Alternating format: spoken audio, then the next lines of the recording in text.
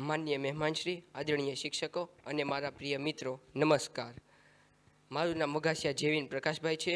હું તમને વિજ્ઞાન અને ટેકનોલોજી પર સ્પીચ આપવા જઈ રહ્યો છું. વિજ્ઞાન એ વિચાર છે, ટેકનોલોજી એ શક્તિ છે અને માનવતા એ દિશા છે. ત્યારે જ થાય છે ભવિષ્યની રચના. વિજ્ઞાન એટલે પ્રશ્ન પૂછવાની અને જવાબ મેળવવાની કળા. આપણે સવારે એલાર્મ વાગે તે ક્ષણથી લઈ સાંજે ફોન મૂકીએ ત્યાર સુધી વિજ્ઞાન આપણા જીવનમાં બધે જ હાજર રહેલું છે. વીજળી, મોબાઈલ ફોન, ઇન્ટરનેટ, વાહનો અને દવાઓ આ બધી વિજ્ઞાનની જ દેન છે.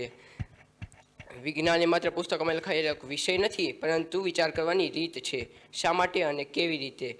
આ બંને પ્રશ્નો વિજ્ઞાનની સાચી શરૂઆત છે. જ્યારે ન્યૂટને ઝાડ પરથી સફરજન નીચે પડતા જોયું ત્યારે તેને પ્રશ્ન થયો, શા માટે આ સફરજન નીચે જ પડ્યું? ત્યારે ગુરુત્વાકર્ષણની શોધ થઈ. આજનો મનુષ્ય ચંદ્ર સુધી પહોંચ્યો છે, રોગોના સારવાર સરળ બન્યા છે અને સંચાર વ્યવસ્થા ઝડપી બની છે.